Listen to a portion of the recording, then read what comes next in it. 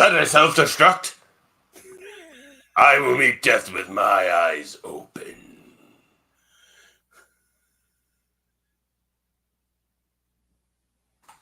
Welcome to Live Long and Podcast Honor Edition.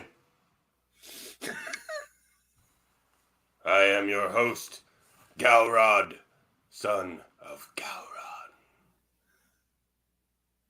And with me, Kevin of House Millard, a small but noble house from the Kentha Lowlands. Hello. We are here to talk about Strange New Worlds, Season 1, Episode 5, Spock Amok. Did you enjoy this episode, Kevin? I did very much. Excellent episode. Well. I love these sort of silly episodes are some of my favorites. Yeah. It felt like an old school episode of Star Trek.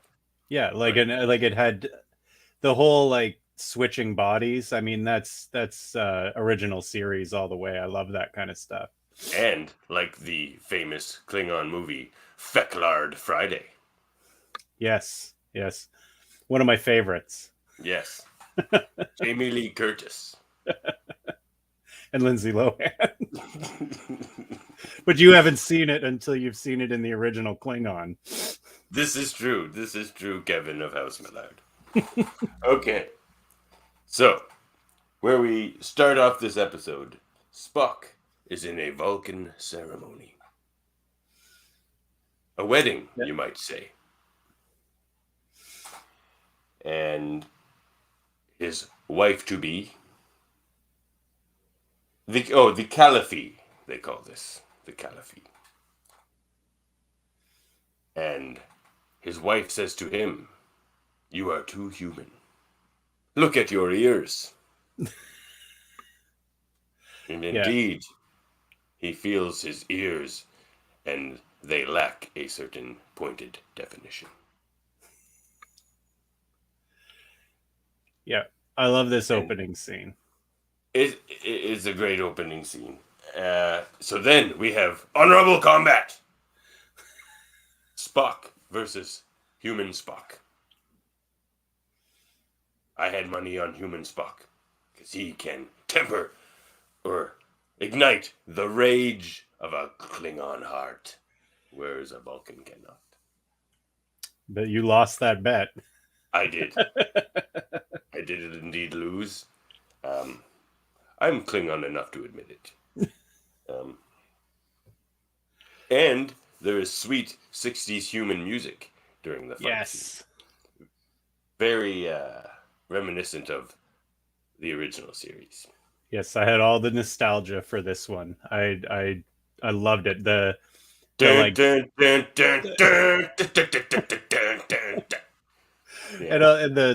the bell tambourine things that they shake and the lirpa, like I love all of it.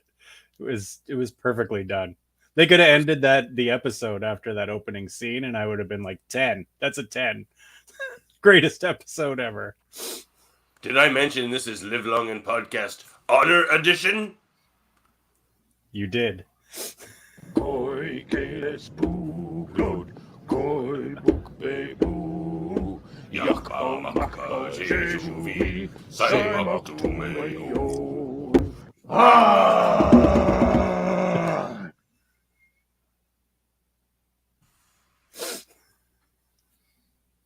You know why I did that intro late? Because that's the way the show is. The intro came in 16 minutes into this episode. It's crazy. You're like right into the episode, and then all of a sudden it's like, oh yeah, I haven't seen the opening yet. This is good music. But during this fight, Spock wakes up. Only honorable combat in his mind, really. Not real honorable combat. But that was pretty obvious, I think. Yeah. But the first thing he does is walk to the mirror and check his ears. And indeed, they had a pointed definition. Yes. Yes, he was still Vulcan. Still a Vulcan, unfortunately for him. And then the episode opens with a Spock's log, which is carrying on the tradition in this show of a different person doing the opening log of each episode, which I think is nice. Yeah, I like that. It's basically who's going to be the story, whoever the story is going to be around that episode. It's a nice touch rather than having the captain always do it. Mm-hmm. Then they're at Starbase 1, one of the oldest starbases. Who knew?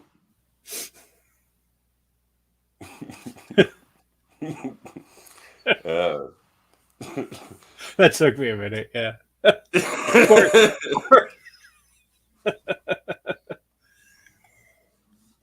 They wanted to make that point very clear. This is one of the oldest starbases, Starbase 1. It would also probably be would it not be the closest to Earth as well? It seemed to be. They mentioned it being close to Vulcan, I think. Yeah. Because T'Pring arrives. Fiance of Spock. And Spock says he is going to commit a lot of time to T'Pring while on Starbase 1. And they say certainly will not be late for dinner. And they say Vulcans don't lie. Yes, they say that, don't they? When T'Pring arrives, she rearranges Spock's little crystal glasses that he had just moved into a precise location. Power move from T'Pring. Very Klingon. And then she starts criticizing his decor. Not realizing that it's his quarters.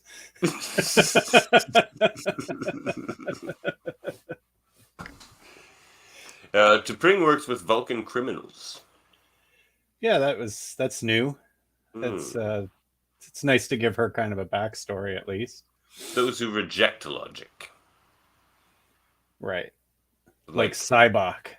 Like Cybok. Who we will never speak of again.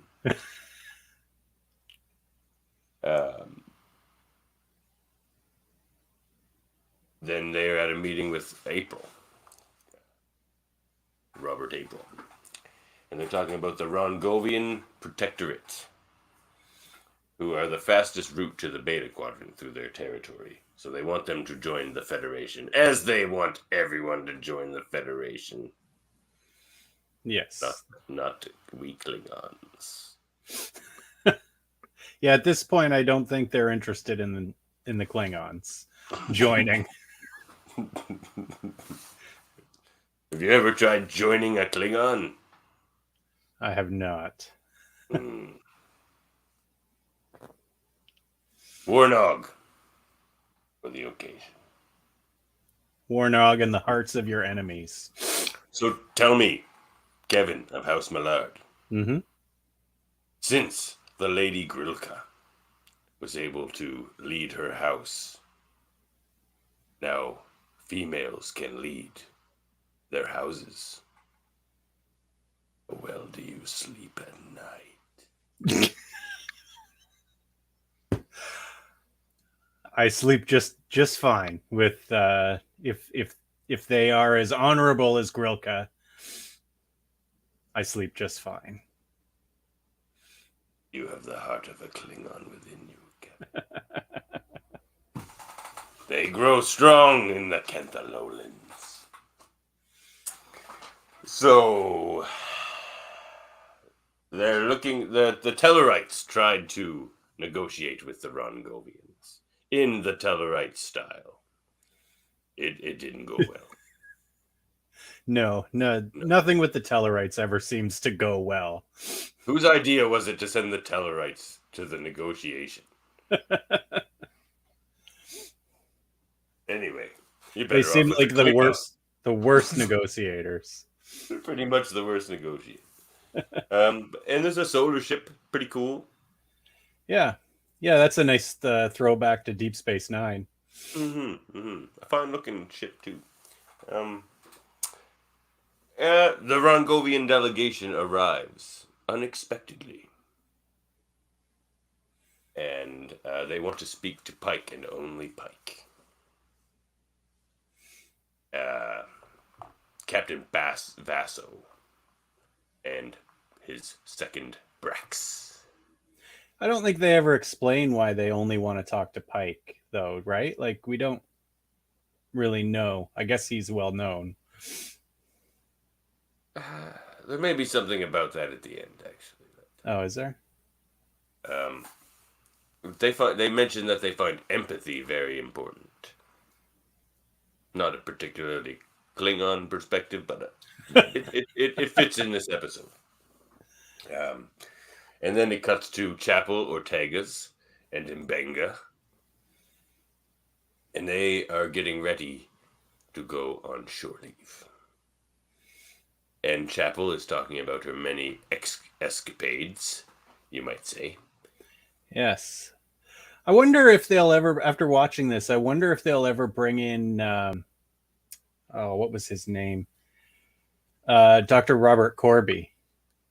Oh, Corby. She does get engaged at some point from here, between here and Kirk's Enterprise.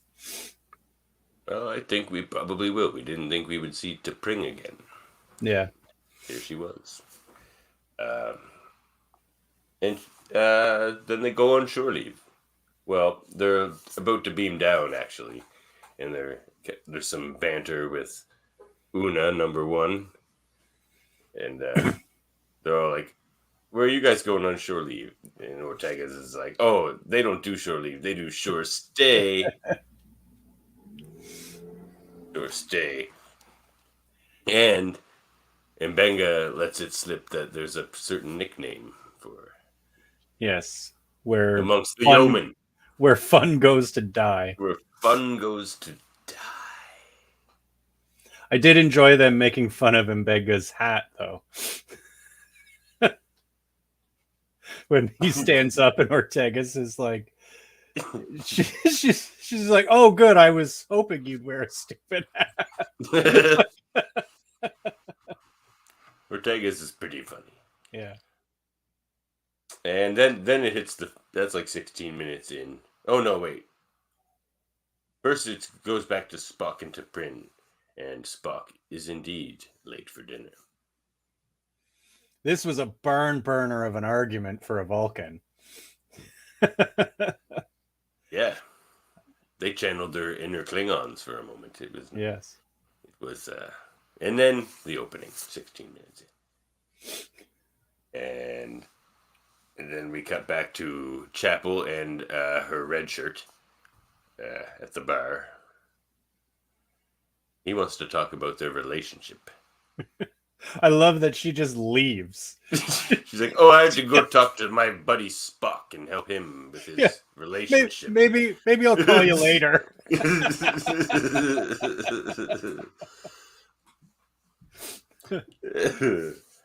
Yep. She does not do commitment. This nurse Chapel of the ship Enterprise. I like that they're really forming a relationship here with Spock and Chapel too, kind of filling that out from the original series. Definitely. It makes those scenes in the original series make a little more sense too. Right. They didn't really flesh those out at all, really.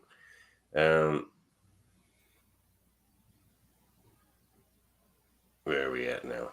Oh yeah, now we're back to Una and Sung, and they're talking about being no fun and how those two are no fun, and they like to stay on the ship, and they're all like, "That's fine, we're cool. It's fine to be not into this kind of stuff." Yeah, they're like, we're cool. I've got work to do, and I could do it with nobody around. That's fun, right? Yeah, it's just you and the thrumming of the ship. And they're both like they're both grinning ear to ear, like they're really into it. Yeah, that's pretty great. Niscurdy breach. and they have to go running off to see what's happening with the security breach, and they find 2 ensigns in an airlock. You can see. Yeah. And they're like, "Don't kill us. We're crew. We're crew." They don't. Yeah, we're crew, and they don't kill them. They were lucky. Lucky they weren't on a Klingon ship. They would have been crossing into Stovokor if they're lucky. But now back to Spock and Chapel having a chat about Spock's relationship and how Chapel doesn't like them. And then Spock starts to talk about how he was late for dinner, and Chapel slaps him in the face. A custom he's not familiar with. And he talks about his dream, and they're all like, "What are friends for?" And then back to Spock and T'Pring. And Spock suggests a Katra sharing, a Vulcan soul sharing ritual. Great idea. Yeah, she jumps on it right away. She doesn't even think about it when he asks, "Do you consent?" She's like, "Yep, let's do this." Soul sharing, Katras, sure. What could go wrong? Like I said, Fecklard Friday. So yeah, it switches their minds into each other's bodies and doesn't reverse. I found this a little quick. Like they didn't. It was just all of a sudden the ritual was over and they were like, "We're stuck." Yeah, they just kind of blink. Spock, to bring. Yeah. Dun dun dun. Then back to April and Pike, and April says how the Rongovians don't want to talk to Pike anymore, even though they seemed like super gung-ho on him for a little bit there. Yeah, they were confused. They were like, "I don't know what a good negotiation is if that wasn't it." What did you say to them? They want Spock. Yeah. They talked to him for a minute during the negotiations earlier, and they seem to like the cut of his falcon jib. Yes. Back to Spock and T'Pring, and they've been trying many reversal techniques that have not been working. No. They need a gong. Spock has one somewhere. Somewhere there's a gong. Always remember where you put your gong for situations like this. Pike arrives, and they tell him their situation. And he is quite amused. I love that he doesn't even take it seriously. He just laughs. It's like T'Pring's like, "Now I see that you can probably tell by the difference in our mannerisms." He's just like, "Oh, oh yeah, totally." That was pretty funny. So, T'Pring decides to negotiate with the Rongovians as Spock, in the guise of Spock, in the body of Spock, the Amok of Spock. And then it switches back to the negotiation of the ensigns in the security breach. And Una and La'an are doing a good targ, bad targ kind of technique. Very common back on Kronos. And it works. It does. The ensigns spill the beans. And they were playing Enterprise Bingo. They were. And, and the senior officers have no idea what that is. Those 2 senior officers have no idea what that But it sounds fun. They get their shore leave revoked, those ensigns, but not killed. But no, but they do have to work with Chief Kyle, who apparently is very mean. I like Chief Kyle. Yeah. You might be the only one, though, apparently. Chief Kyle and I could take over that entire ship. I assure you. Now, to bring Spock gets a call, and T'Pring is needed to talk to one of these problematic Vulcans.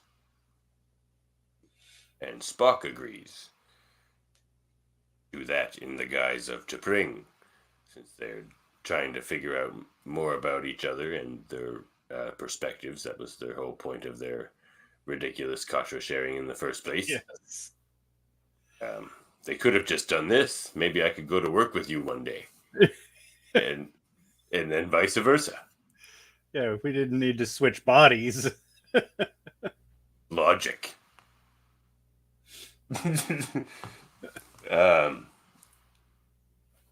Back to Una and La'an investigating bingo.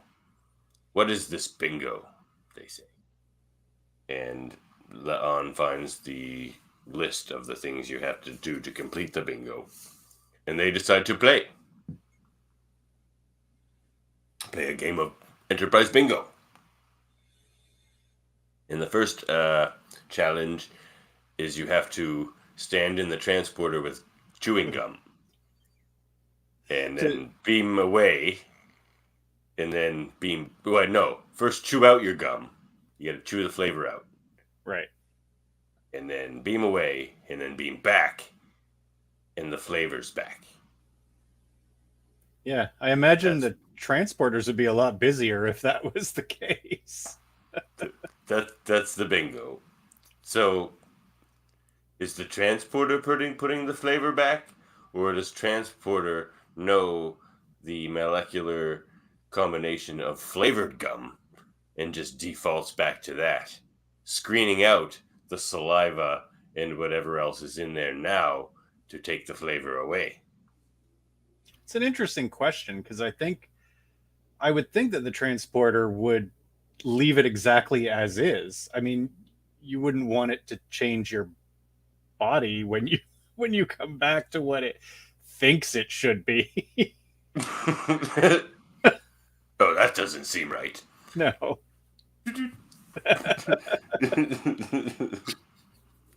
Where did this mole come from? I guess the transporter thought I should have one. That doesn't seem right either.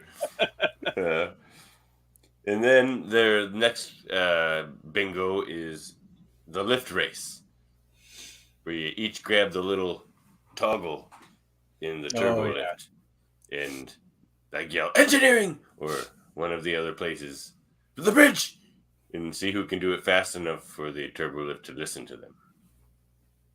I believe number 1 won that competition. Yes, she did. They went to engineering. Who won the gum competition? I guess that's not really a competition. They just had to do it together. I'd say the transporter won that competition. Who is this Davan? Who is Davan? There's Kevin. That sounds like you misspelled Kevin. Kevin and Galrod. Son of Galrod. Hello, Jaemeel. Hello, Jaemeel. We will indeed have an honorable show. Says so in the title. Says so in the edition title. Now, their next bingo is a quick draw. Or sort of. They point at each other already. So it's like a quick draw without drawing. It's just a quick. And then I didn't really understand what they were doing, actually. All I know is number 1 ends up getting shot in the shoulder by La'an. Yeah. I don't know what that I is. I feel like they would all know if the ensigns were running around shooting each other in the hallways. Yeah, isn't there alarms? I think there's alarms. Even Klingon ships have alarms for that. Yeah. Okay, they don't. That was a lie. They don't have an alarm for that. It would be dishonorable to use a disruptor on a It's Klingon more ship. like a hype sound to increase the moment. It's like woot woot woot, but it's like to yeah. Anyway, back to Ortega's and Chapel on shore leave. Um,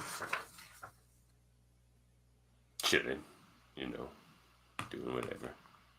And Spock shows up, and I like he when wants to talk to Chapel. I Yeah. like when he's walking up and Ortegas is like, "Isn't that Spock's girlfriend?" She looks angry, but I can't tell. I couldn't tell either.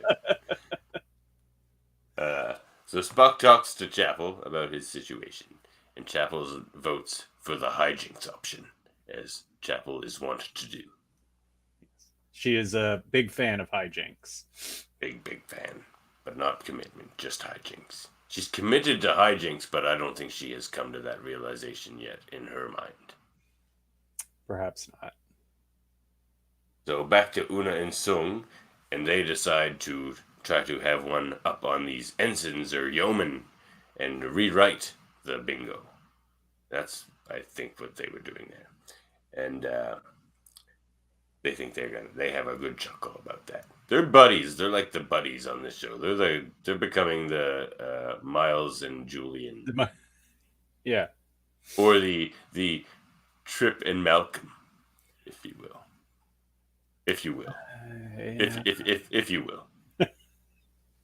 Let's go with Miles and Bashir. Okay, let's go with Miles and Bishop.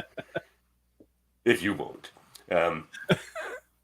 The Rongovian negotiations. They have to do that, and they're there, and T'Pring is trying to do it. And they seem to be acting more Vulcan.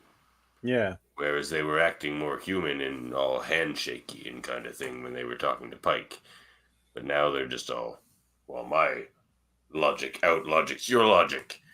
And T'Pring's all like, psh, which, Spock wouldn't do.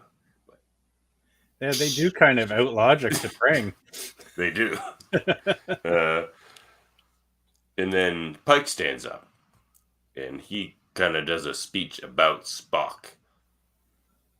In front of T'Pring, obviously, and to try and impress the Rongovians, because he has a hunch. He's starting to play a hunch at this point, even.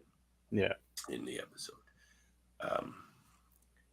And he says how Spock is the best of Starfleet and that type of thing. Because they were insulting him. It wasn't going well. Right. And so they seem impressed. They're like, we like the way you stand up for your crewman, Captain. Even though you shouldn't be talking to us because we only want to talk to Spock. And he's all like, no, I'm talking as Spock, on behalf of Spock. They're like, okay, we will allow this. Yeah, that was weird. That's a weird distinction. We don't like you, but if you're going to talk about Spock, it's okay. Interesting people, these Rongovians. Yes. Interesting design to them as well. They're very stripy. Yeah. Yeah, it's good makeup. Yeah. And so cut down to shore leave. And Mbenga is fishing. And they're still using Rapalas in the future, which is nice to see. Good lures. Even on Konos, they can catch a fish. Perhaps we could get a sponsorship from Rapala. Well, that's a Klingon company, right? Yeah. Honorable company for an honorable addition, I think. So Spock is doing T'Pring's job now, and he is down there in the body of T'Pring talking to a forget the name of this fella. Nah, me neither. Me too. It's not important, probably. Nah, but he's being difficult, and Chapel's there too. And he starts to insult T'Pring in front of Spock because it's Spock in T'Pring's body, and in the Klingon style, Spock decks him. Yes, because he's insulted Spock, he's insulted Chapel, so that's it. Yeah, he's sticking up for his wife with a good old decking. I'm not sure that he was sticking up for his. I think he was sticking up for Chapel. Ooh. Controversy. Like it. We have controversy on the podcast now. We just got 20 more views. Where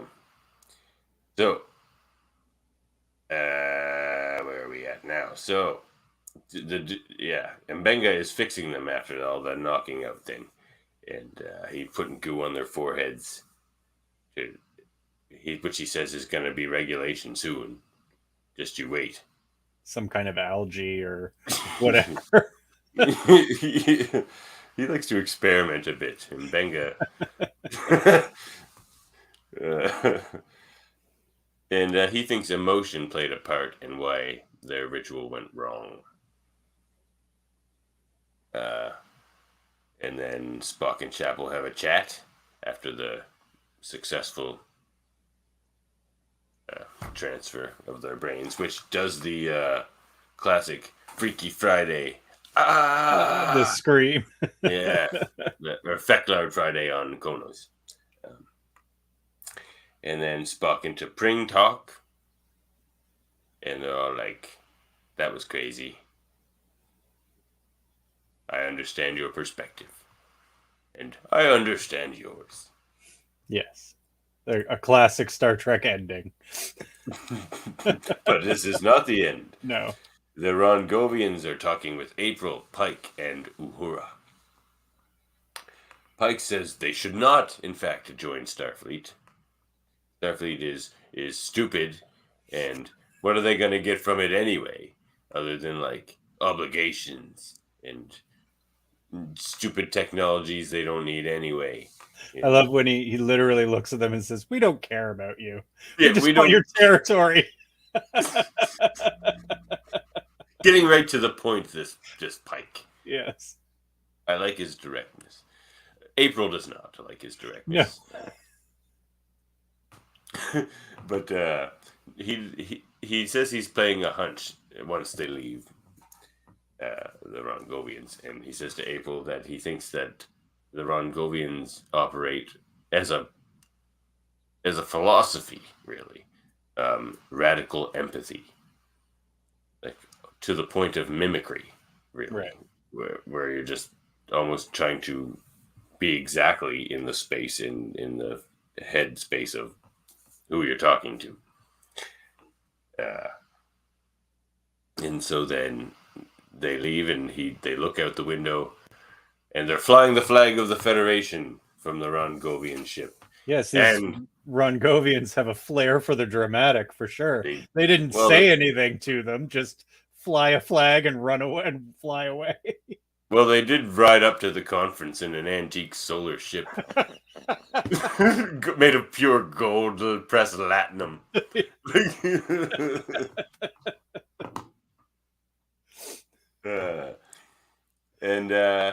So then Una and La'an are out on the ship, on the outside of the hull. And they have located the oldest unreplaced piece of the Enterprise. And they decide that they're going to sign it as their own bingo. And they see that they do, and they see the solar ship fly away. And there's some good Earth Soul music playing while that's happening. And then it cuts to Chapel and Ortega's.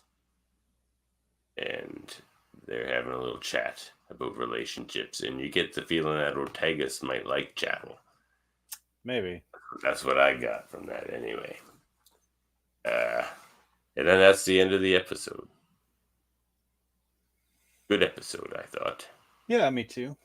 I enjoyed it. I Yeah. love these episodes. These silly kind of each pair of people have a different story.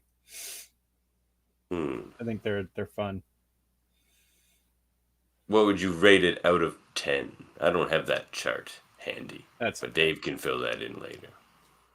Probably go 9.5 on this one. Oh, wow. Very high.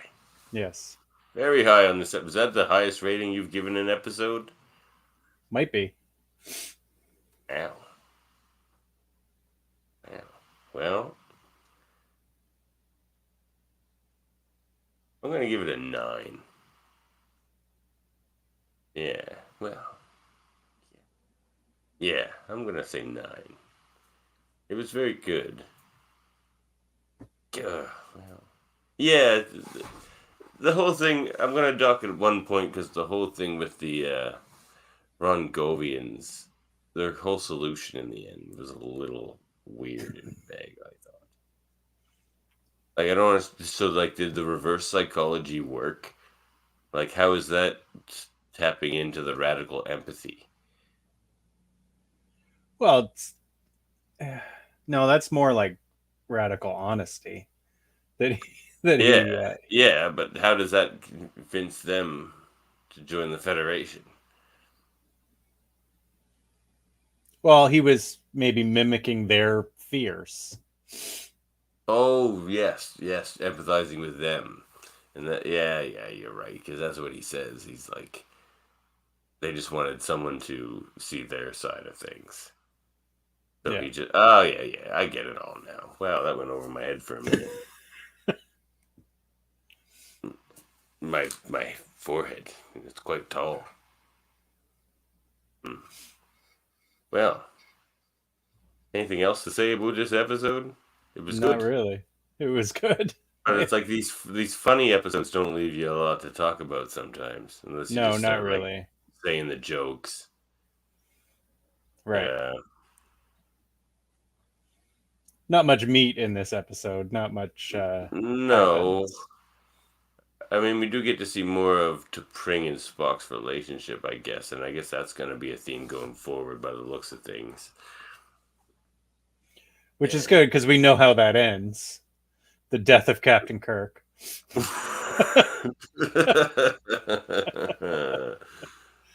and yeah, I think Ortega's likes Chapel, and April doesn't like the way Pike does things sometimes. No. I think that's what we got from this episode. But it's good to see April again. Like, he seems to be their main guy. He's their Bill Ross. Right. Yeah. Or their Admiral Forrest.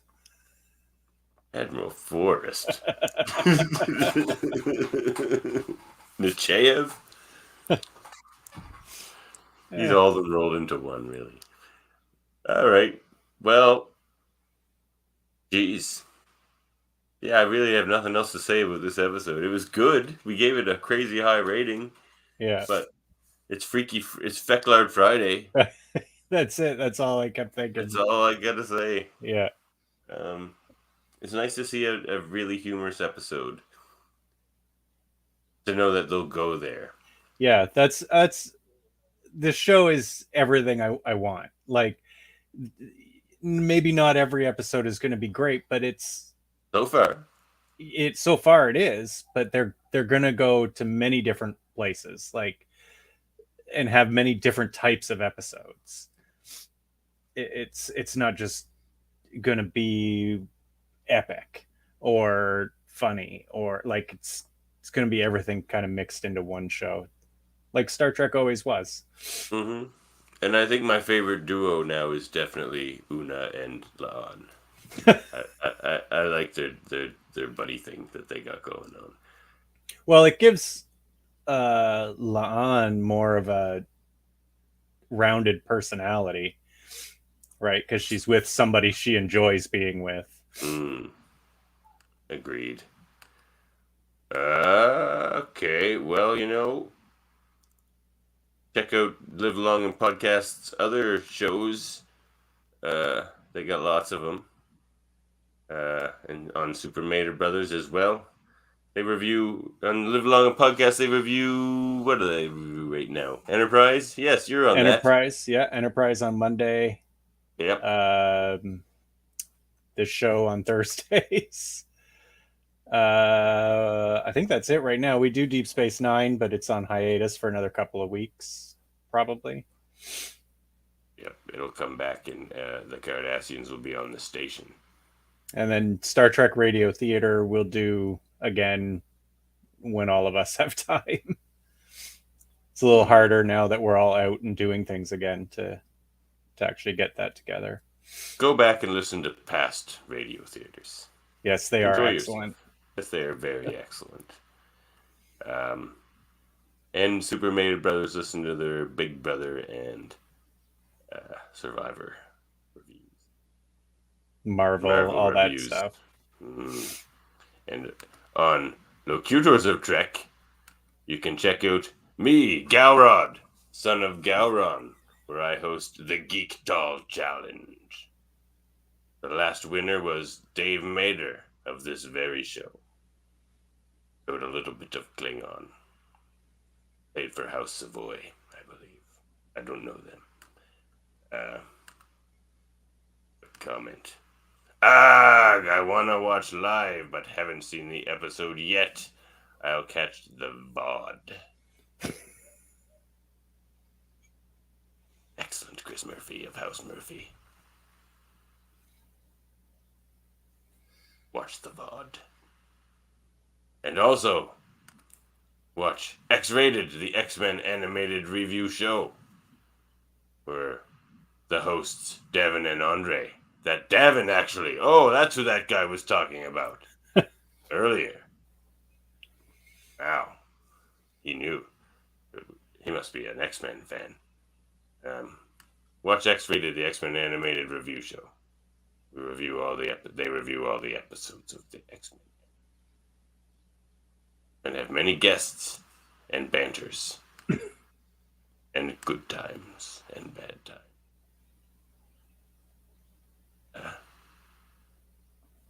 What say you, Kevin of House Millard? You shall sleep well tonight. Yes, I will. Yes. Would you like to hear the sound of a Klingon disruptor? Sure. Yeah. That's how I go to sleep at night. That on repeat. You don't hear those very often. No. Usually the batleth and the screams of your enemies. We could even transport out of here with a Klingon transporter.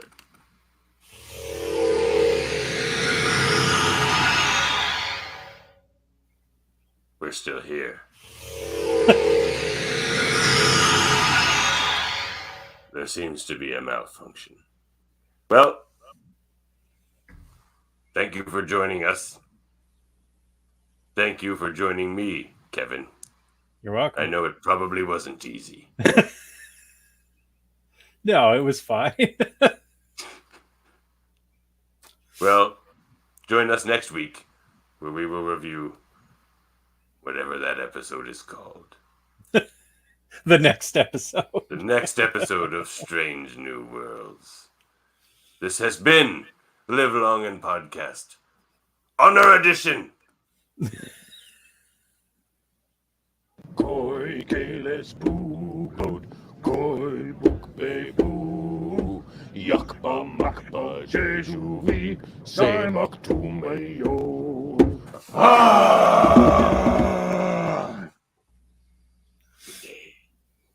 Kapla.